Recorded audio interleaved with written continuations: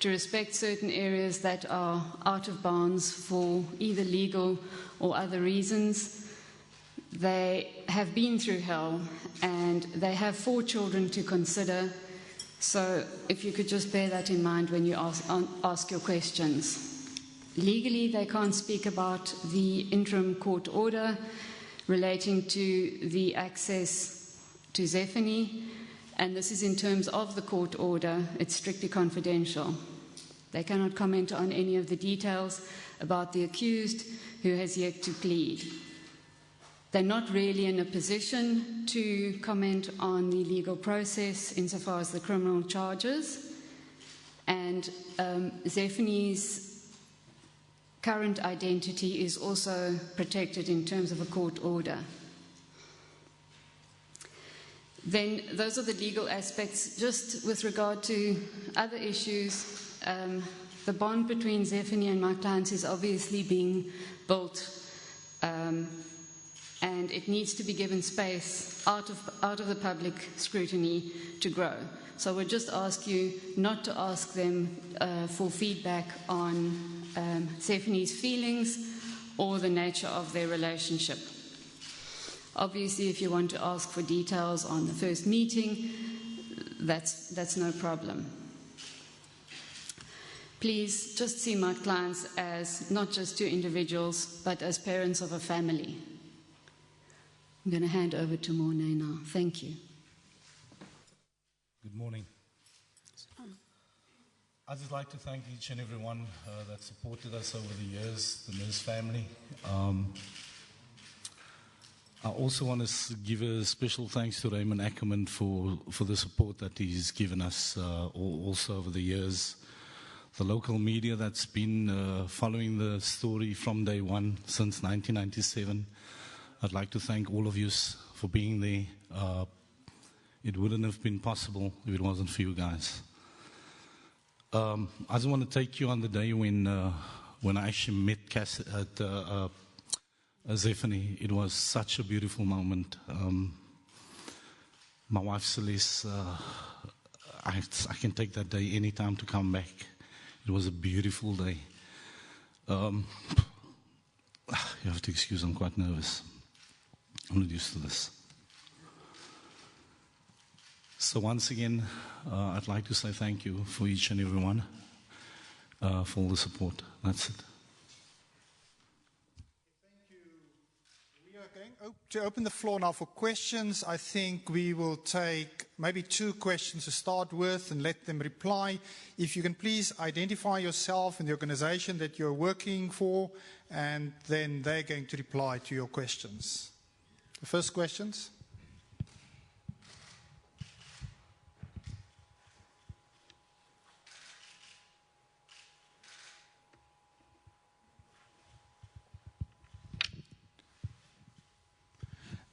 Mornay, if I can then start, it doesn't seem there's any questions coming from the floor. We've heard a lot about Zephany and all the focus on Zephany. How is your other kids, how are they handling the situation? Look, according to all my other kids, they're actually over the moon. We thought that it's going to be a difficult thing for them to go through for what me and Celeste are feeling, but it actually proved me wrong because the hope was alive. And they grew up in that environment. We actually told them about Zephany. And so when she came home, they knew exactly. And they've taken her in, and they're just over the moon, they're happy.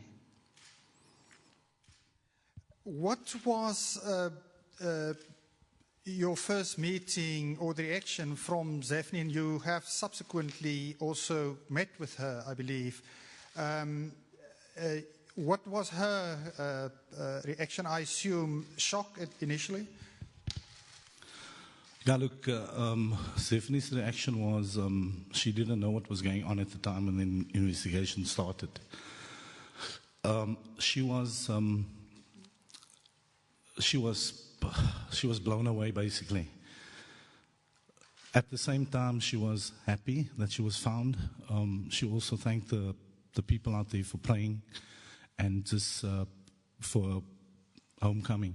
And she was ecstatic. She was just over the moon. Any other questions? Yes, here in front.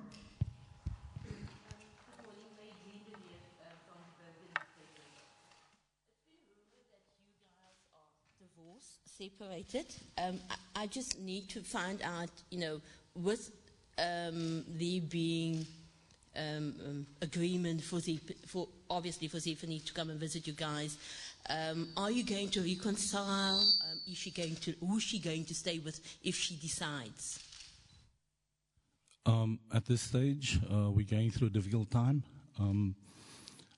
This relationship took heavy strain over the years. A child that was abducted, it's not easy for a young couple to make through. Statistics speaks for itself.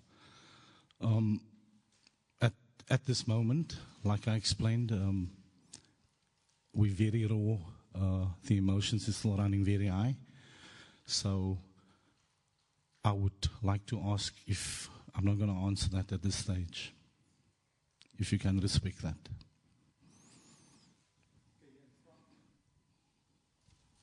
Hi, Ali Vaban from the Cape Times. Possibly a premature question, but what do you think Zephany would do? I mean, if she's going to finish school this year, has she got plans or interests or anything for after that? I mean, once all of this is settled down? She has been accepted as well at 3 universities, so she has her life planned in front of her.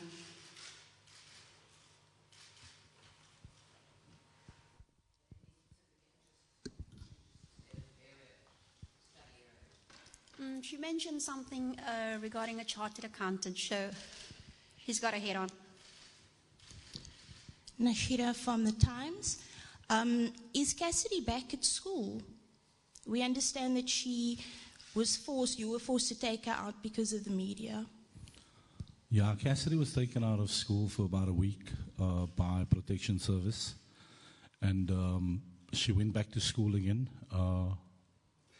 I think that was the beginning of this week, yeah. Obviously under Protection Services as well. So she is back at school now. Yeah, it's the social department that's actually from the school that's actually giving the protection where they are being watched on a daily basis. Is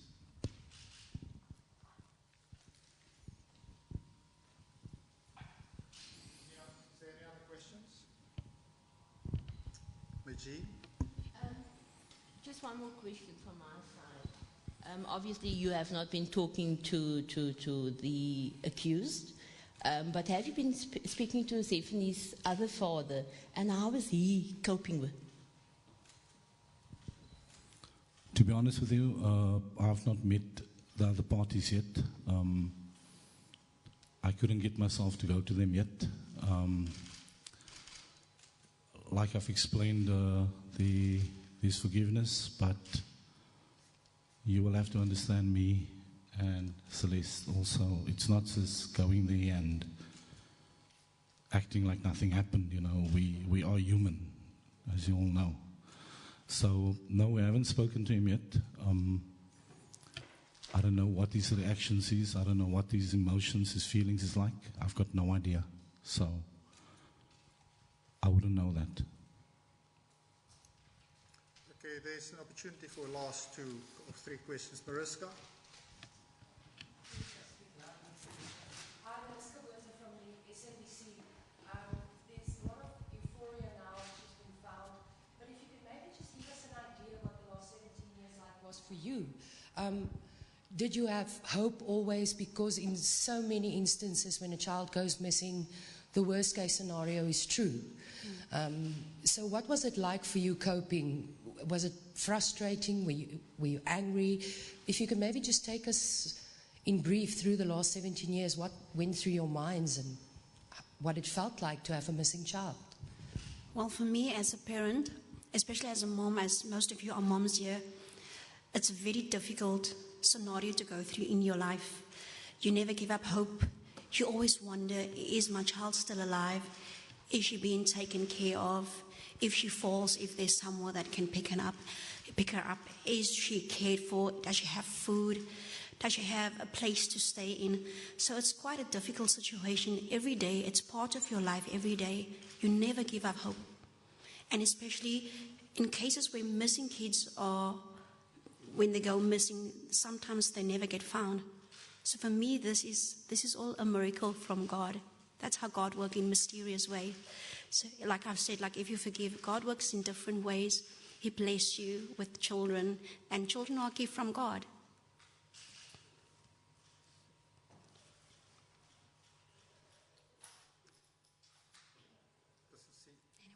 To have any more questions? Is there anything from your side, Monet and Celeste?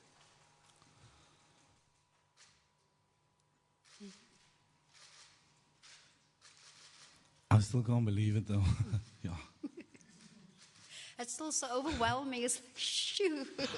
It's We're still unbelievable. dreaming. It's like, because missing children never get found.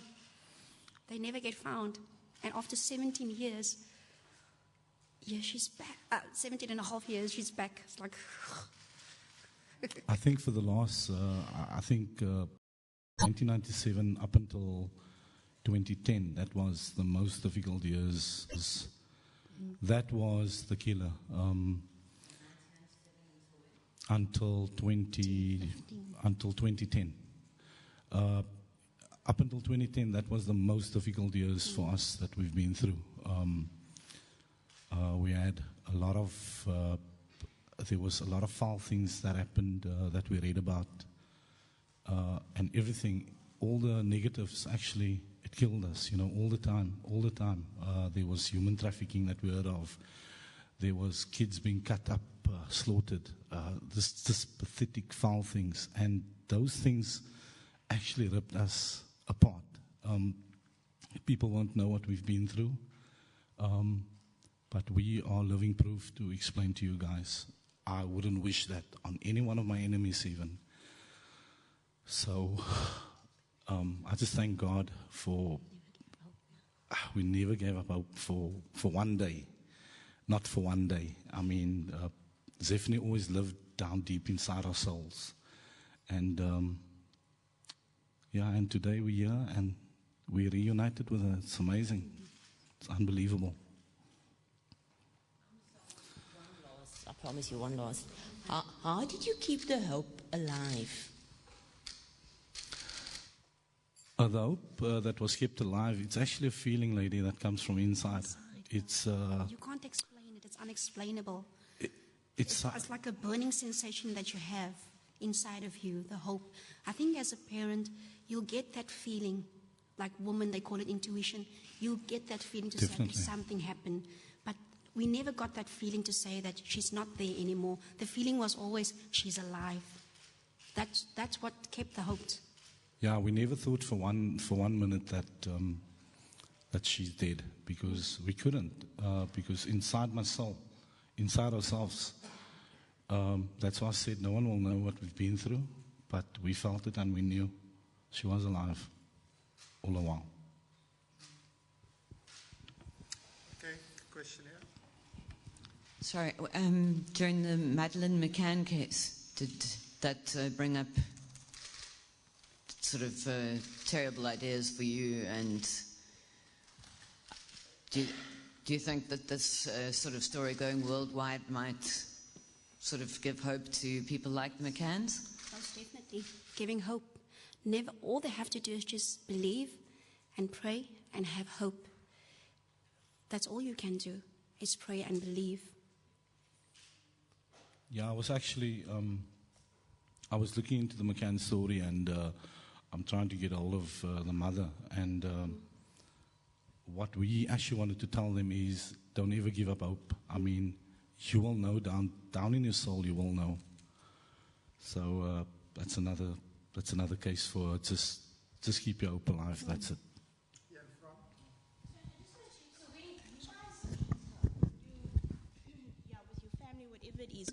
Do you call her Zephany?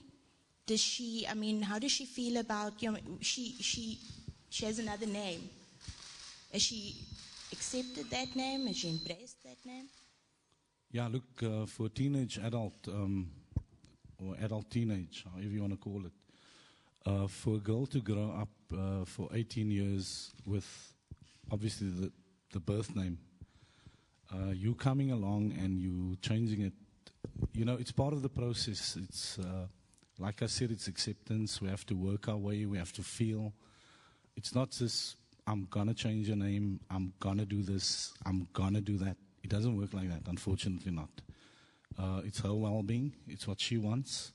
So we do address her as Zephany at times. And there's certain times we actually call on a name given by the kidnapping lady. There at the back, if you can just identify yourself, please, and then here in front. Mr. and Mrs. Nurse, I'm Giovanna Jerby from Eyewitness News. Will you be attending all the court proceedings together from the start to the finish when it starts at the end of May? Yes, we will. We will.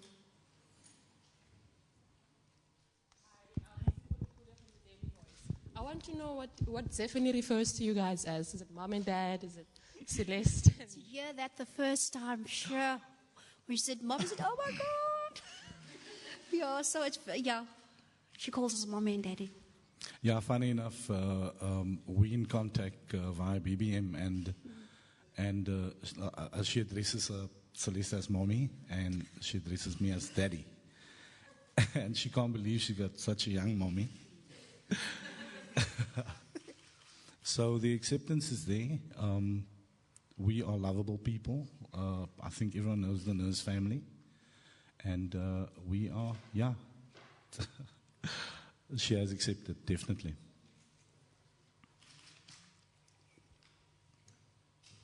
Okay, thanks very much, colleagues. Thanks very much, Monet and Celeste and Heidi. Thanks. Thank you.